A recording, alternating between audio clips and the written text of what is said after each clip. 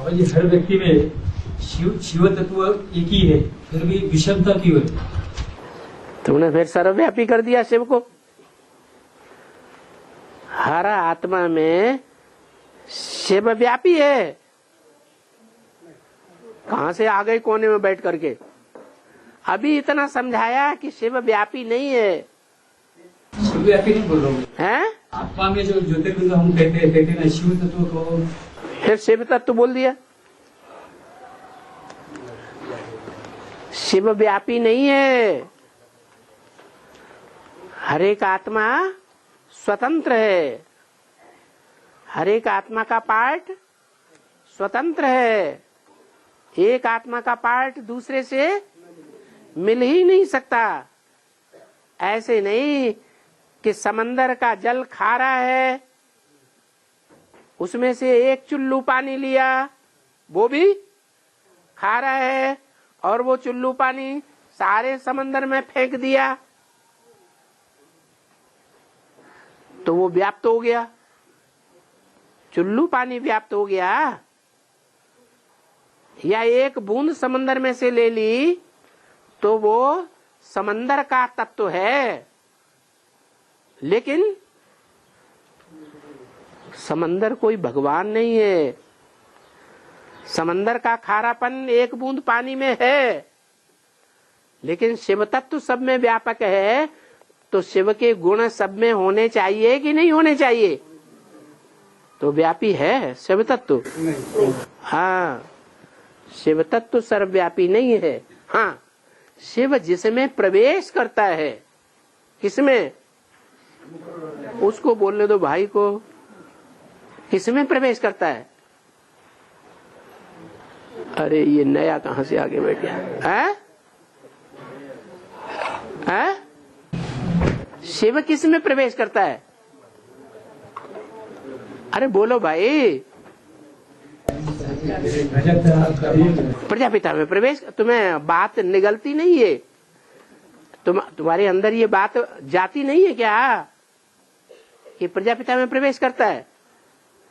ब्रह्मा में ही प्रवेश करता है या प्रजापिता में प्रवेश करता है या ब्रह्मा में भी नहीं प्रवेश करता है, सिर्फ एक मुकर्रर रथ में प्रवेश करता है।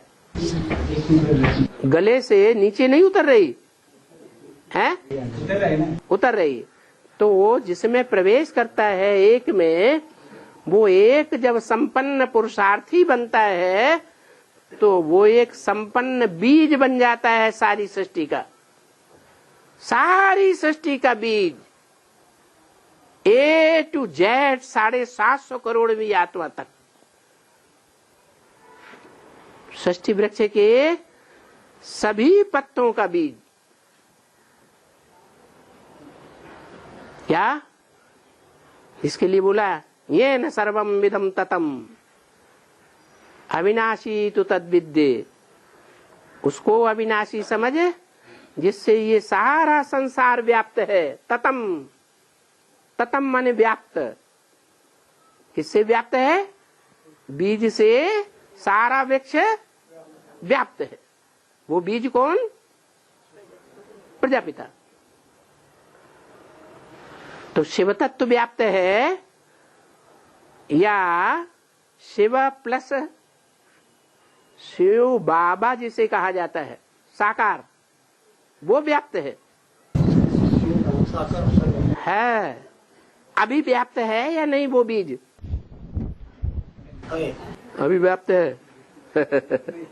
अभी व्याप्त है तो कहें 16 कला संपूर्ण कृष्ण में व्याप्त है? नहीं व्याप्त है, क्योंकि स्वयं ही 16 कला संपूर्ण नहीं है, तो व्याप्त कहां से होगा? तो कब की बात है?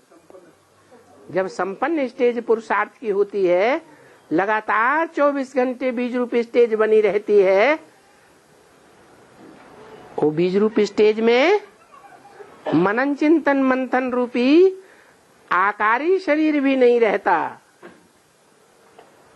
साकारी शरीर की, साकारी इंद्रियों की याद तो बहुत दूर की बात हो गई। ऐसी जब स्टेज बन जाती है तो वो बीज सारी सृष्टि का बीज बन जाता है। अच्छे से अच्छे का बीज और बूढ़े से बूढ़े, भोंडे से भोंडे, गंदे से गंदे और भयंकर से भयंकर पार्ट बजाने वालों का भी बाप बन जाता है।